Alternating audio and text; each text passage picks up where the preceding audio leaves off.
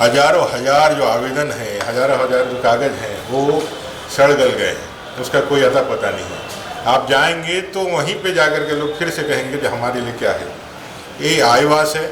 आईवास इस तरह का कि भाई सरकार जो है पूरी तरीके से अपनी ब्रांडिंग के लिए एक पिकनिक का माहौल हो गया है ना। दिसंबर का महीना ऐसे ही समय में कहते हैं सारे पदाधिकारी ब्लॉक में ताला लगा करके किसी पंचायत में चले जाते हैं, एक कोरम पूरा किया जाता है, लोग आते हैं कहते हैं कि मेरा ये काम नहीं हुआ, ये काम नहीं हुआ है, उसके रखी जाती है, वहाँ पे मुर्गा भात खाते हैं और फिर घर को चले जाते हैं।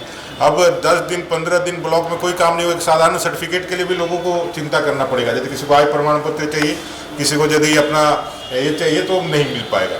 इस तरह से सारे व्यवस्था को प्रभावित करके सरकार IPRD के माध्यम से मुख्यमंत्री जी का चेहरा गांव तक चमकाने के लिए काम कर रहे हैं। दूसरा, इससे कोई फायदा, अगर यदि फायदा है तो आप निकाल करके कहिए, सरकार पहले जवाब दे जे भाई पिछले 2 जो आपने सरकार आपके द्वार कार्यक्रम को जो आपने किया था, वो सरकार आपके द्वार कार्यक्रम के रिजल्ट आप बताएंगे कितने हैं।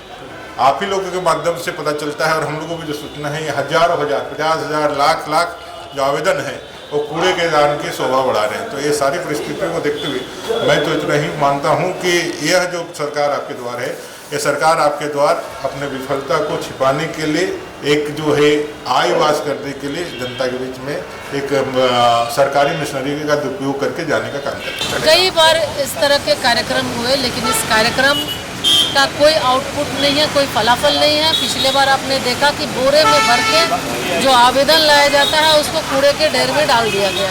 तो यही उनका इस कार्यक्रम का है। मुख्यमंत्री आपके द्वार के लिए बहुत ही अच्छा बैनर, होर्डिंग, पोस्टर सजता बहुत अच्छा है, लेकिन जनता को उसका कोई फ़ायदा नहीं मिल पाता है। जनता बहुत आशा उम्मीद करके अधिकारी को आवेदन देती है, लेकिन उसका कोई फलाफल नहीं निकलता। और ये आईवास है, लोगों को ये पता है कि इससे कोई फायदा होता है। कोडरमा भी जा रहे हैं मुख्यमंत्री, तो इसलिए कहा कि कोई फायदा नहीं। पिछले बार मुख्यमंत्री जी कोडरमा गए थे माइका को लेकर, जो ज्वलंत मुद्दा है। आप वहाँ जानते होंगे कि कोडरमा में माइका पत्थर, उसके अलावे कुछ भी नहीं है। माइका है और दूसरा पत्थर है।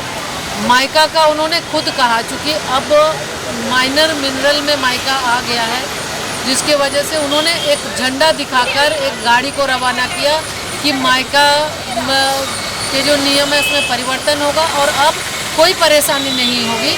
लेकिन बड़ा अफसोस होता है कि इसी प्रदेश के मुख्यमंत्री झंडा दिखाकर गाड़ी रवाना करते हैं और मुख्यमंत्री के कोडरमा से थोड़ा आगे बढ़ने के बाद उस गाड़ी को फॉरेस्ट की ओर से पकड़ लिया जाता है। तो यही इनके सिस्टम है, यही कायदे कानून है, यानी लोगों के आंख में धूल झोंकने का काम खाली करते हैं। मुख्यमंत्री जी बोलते हैं लेकिन वो नीचे स्तर पर, धरातल पर लागू नहीं होता। और हम तो उनको कहेंगे कि जो प्रदेश के अंदर रोजी रोजगार पर, क्योंकि कोडरमा की बात अपने छेड़ी, CM ने कह दिया, कोडरमा सिर्फ जाने से नहीं होगा। लोगों की जो उम्मीद है, जो माइका का वहाँ पे जो परेशानी हो रही है राज्य को, वो निर्णय आपको लेना है, आपके स्तर से डिसीजन होना है। तो जितना जल्द उसका डिसीजन लेके उस समस्या का समाधान कराएं, ताकि हजारों हजार लोग, उस कोडरमा और गिरिडीह के लोग माइका से जुड़े हुए हैं, उनका रोजी रोजगार है। आज लोग पलायन के लिए मजबूर हो रहा है।